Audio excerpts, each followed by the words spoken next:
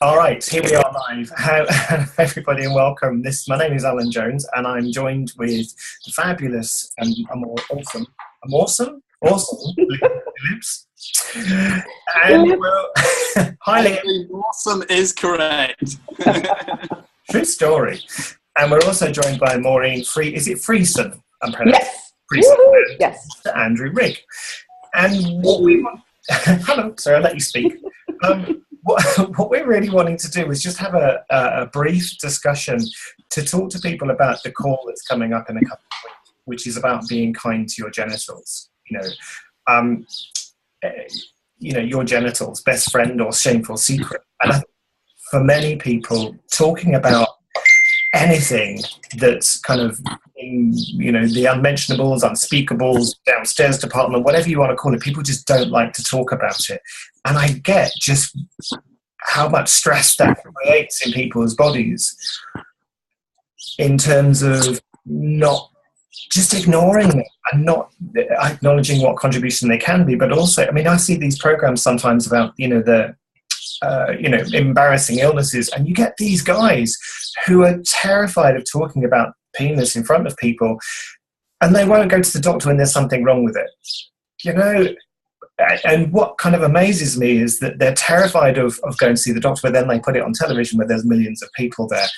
So what would it take to get out of that and have people being much more open? And I don't mean talking about it all the time. I just mean having a normal, everyday conversation where it's not wrong.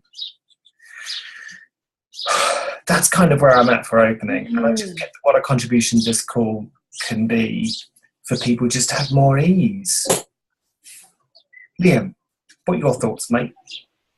Well, mate, I reckon that a lot of people have this really weird-ass point of view about their penis or their vagina, whether you're a man or a woman, or if you've got both. I don't know what that's called right now in this 10 seconds.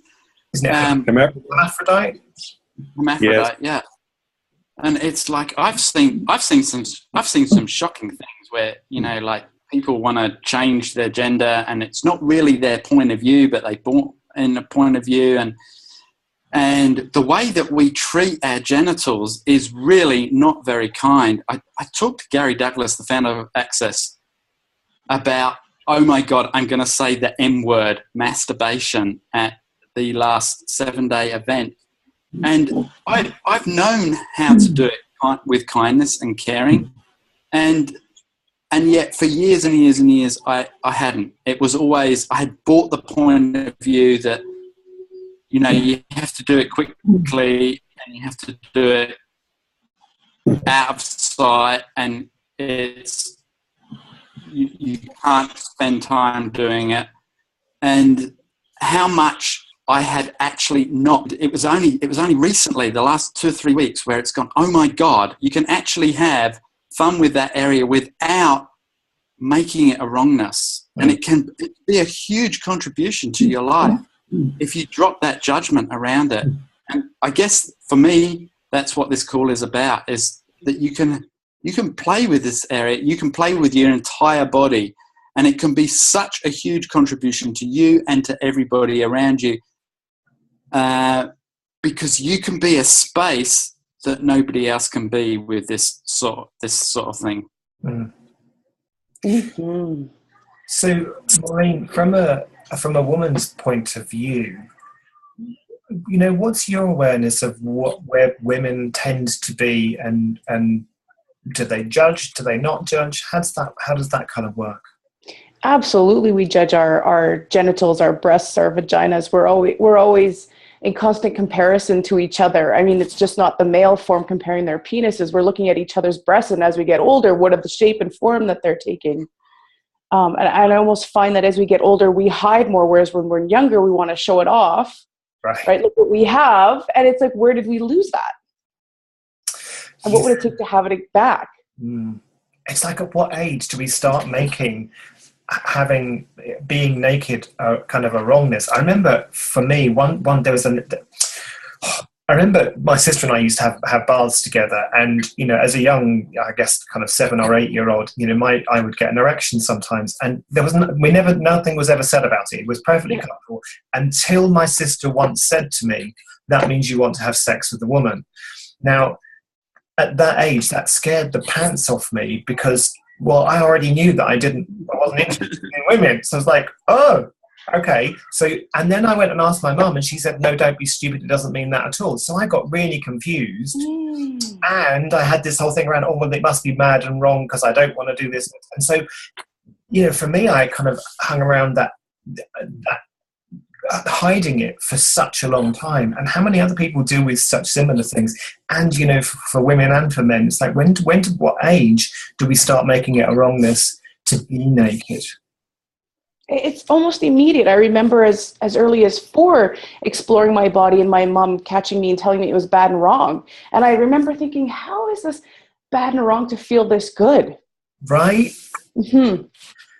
And yeah, I remember, so it's like, so what can we change? What can this call change for people? Yes. Sort of being, we have, anyway, yeah, that's kind of where I'm at with this call. Is I just would love for this call to be an invitation to people to have more ease with their body, so that children aren't made wrong, so that people don't end up doing all sorts of crazy things to their body, and that they can with their whole body. Sorry, go.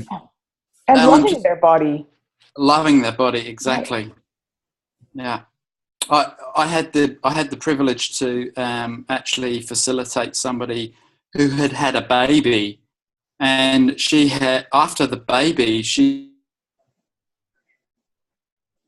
that the shape of her vagina had changed, and that she had gone into so much wrongness about that. And so we used tools and techniques from Access Consciousness to actually change that, and so she could have more ease with it and have more fun. And what actually occurred after that was her sex life went way through the roof, and that really contributed to her partner and to her children and to her daily life. She was a lot more happy. So it's not just that we start this stuff at age 5 or age 8 when we're in the bathroom. It's as things show up when we get older and different experiences that we have with those particular things. I remember when I was a kid and I was really sort of like experimenting a lot with that area of my body. I was actually out and I wanted to masturbate, and I was on a beach in the middle of nowhere, and I was doing that, and this old guy came up out of nowhere, and it just freaked the living daylights out of me, Like, he sat next to me, and I had this erection, and it was like, holy moly, what do I do with this? And he said, can I join you? And I went, actually, no, that doesn't work for me. And I sort of zipped myself up and ran off. And I thought, what a dirty pervert he is, and what a dirty pervert I am. And that was one of those points in my life where I went, oh, this whole area down there is such a big wellness. Yeah. And I started cutting off my sexualness in that 10 seconds.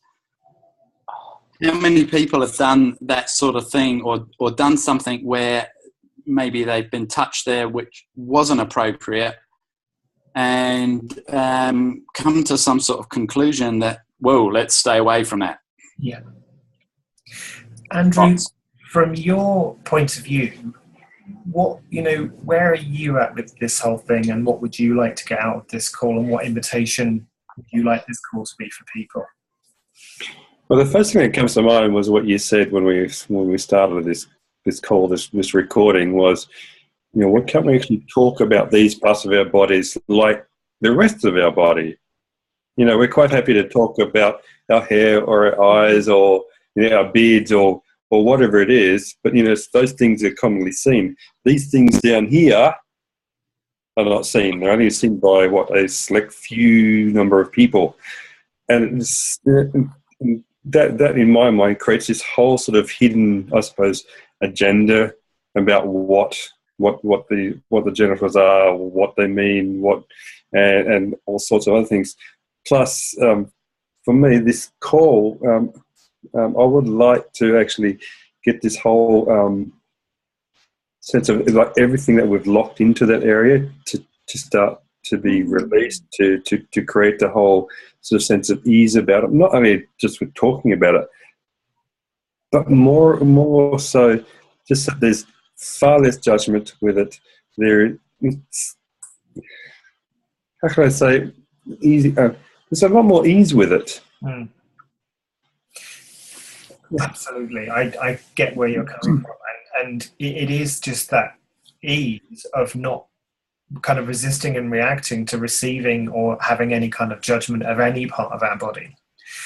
Yeah, I think that's awesome. I remember last summer when I was totally discovering sexualness and loving it, and I remember I went out that day and I went to the zoo and I had the monkeys going wild on the cage, just going nuts. And then I went into a store where they never pack your groceries, and people couldn't stop. They just couldn't help me enough to pack my groceries. And my husband just stood back as these 4 beautiful firemen are packing my groceries for me. And it was just being that energy of sexualness and being in love with my body and those areas, and knowing that I kind of felt like the ruler of my world. Yeah. And what if you are the sovereign of your reality? Right. Ooh. So, okay. So, for anyone watching this now, where are you at with your genitals and your whole of your body? And what, if anything, would you like to change in terms of how you perceive and receive your whole body? And that's kind of where Liam and I are coming from, and and Maureen and Andrew are joining us for the call. It's like, what would you most like to have ease with in this particular area, and what could that contribute to you in your life? And also, with you having ease with that kind of intimate part of your body, what could that be an invitation for in terms of changing in the world? So that's what I would like to invite people to, is just a different reality with their body where none of it is bad or wrong. It's just, you appreciate every single inch of your body. That appeals. Then come and join us on the 2nd of July, and let's change some stuff. Let's have fun with bodies. Yay! Let's have fun with bodies. Yeah. every part of our body. Thank you, Andrew. Thank you, Andrew, and thank you, Maureen. Thank you, guys. Thank you, Liam. Thank you, Alan. Thank you, Maureen. Love you, boys. Mwah. Doctor. No, it's not cock this up. Oops. Oops. That's still on the recording, people. So, whoops. This call's not going to be any fun, as you can tell. No. So we will hopefully see you on the 2nd of July. And, what would you like to change? What contribution can you be to this call? See you all soon. Bye-bye.